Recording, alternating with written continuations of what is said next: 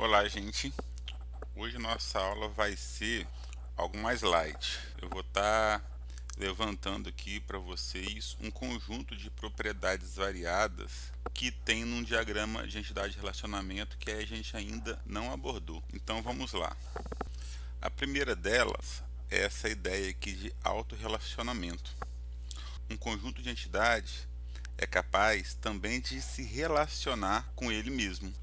Então eu posso falar aqui, olha, que um funcionário chefia zero ou vários funcionários. Zero quando ele não chefia ninguém e vários, né? É o caso de um gerente aí que tem vários funcionários cujo ele chefia.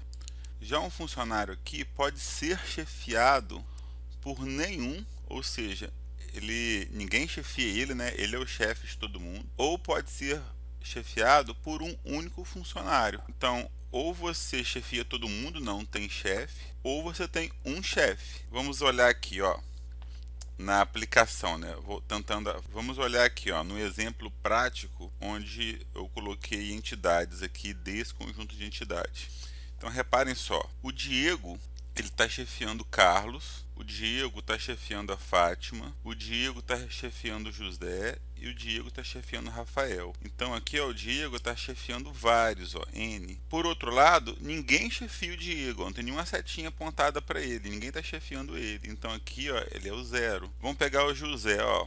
O José ele é chefiado pelo Diego, então ele tem um chefe, ó, e ele chefia uma pessoa, o Ricardo. Então ele é ali um intermediário, né? Um gerente que tem o CEO acima dele, ou encarregado. Já o Ricardo, ó, ele é chefiado pelo José e ele não chefia ninguém. Então o Ricardo, ó, ele tem um chefe aqui e nessa outra relação de cá, ó, ele é zero, ele não chefia ninguém.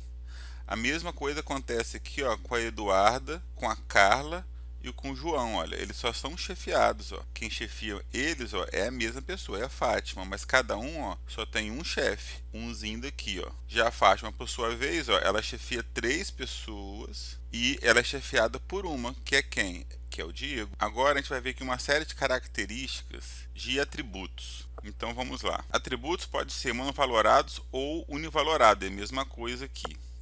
Um atributo que recebe um valor único não pode ter mais de um valor, que é assim, 95% dos atributos, ele é considerado monovalorado ou univalorado, né? Mesma coisa. Um exemplo aqui, fornecedores.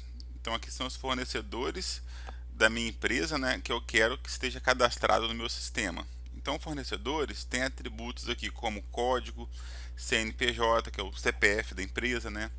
Razão social e nome fantasia. Razão social é o nome técnico da empresa. Geralmente pode, vamos supor, tem uma empresa assim que chama Ferraz Limitada, né? E o nome fantasia dela pode ser outra coisa. O nome fantasia, como está escrito lá no letreiro, por exemplo, Casa dos Parafusos, algo parecido com isso. Então, na documentação de uma empresa, tem o nome fantasia, razão social, CNPJ e o código. Tiro isso também. Então, na documentação de uma empresa, tem lá o nome fantasia, tem razão social, tem CNPJ. Quando a gente vai abrir uma empresa, esses três aqui, né, é obrigatório. CNPJ eles te dão, né, que vem via sistema do governo lá, e esses dois aqui a pessoa pode inventar. E o que eu quero dizer com isso? Ó, uma empresa só tem um CNPJ, não tem a mesma empresa com dois CNPJ. Então esse valor aqui, olha, ele é monovalorado, não pode ter mais de um valor. Uma empresa só pode ter uma razão social, igual o exemplo que eu dei, Ferraz Limitada. Não pode ter duas razões sociais, dois nomes de razões sociais, a mesma empresa. A mesma coisa acontece com o nome fantasia. Então, todo atributo que não pode ter dois para uma mesma entidade é considerado monovalorado, que, como eu falei, são a maioria deles, né, 95% para cima. Já agora temos aqui ó, os atributos multivalorados. São atributos que uma entidade pode ter mais de um. Aí, para o mesmo caso aqui de fornecedores, eu trouxe, por exemplo, o atributo telefone. Uma empresa, a mesma empresa, pode ter mais de um telefone. Então, aqui eu falo que o telefone é um atributo multivalorado, sacaram? Outras características aqui de atributos, né? Temos também atributos obrigatórios. Isso aí vocês já cansaram de ver nesses formulários pela internet afora aí. Quando vocês vão cadastrar, vão fazer algum formulário, tem aqueles asteriscos ali falando que é campo obrigatório. Olha aqui aparecendo, ó. São atributos que são obrigatórios, que alguém obrigatoriamente tem que preencher, não pode ficar vazio.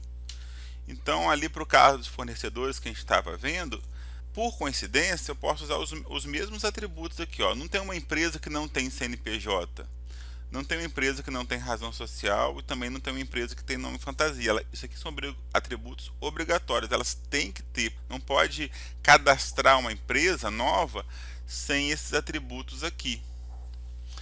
E, em contrapartida, ó, a gente tem os atributos opcionais. São atributos que não são obrigatórios, né? Eu posso criar, cadastrar uma empresa ali, um fornecedor ali, e esse atributo eu não sou obrigado a informar. Pode ser um atributo nulo. Por exemplo, aqui, ao cadastrar um fornecedor, eu posso ter uma empresa fornecedora que tem um link do Instagram deles, né? Interessante ter o link aqui do Instagram no meu sistema para alguma coisa, para eu poder visitar, para eu poder ver alguma coisa que ela quer informar. Mas não é obrigatório uma empresa ter um Instagram. Então, esse atributo aqui, link do Instagram, link Instagram, ele é um atributo, seria interessante eu ter no meu sistema, mas ele é um atributo opcional, ele pode ser nulo.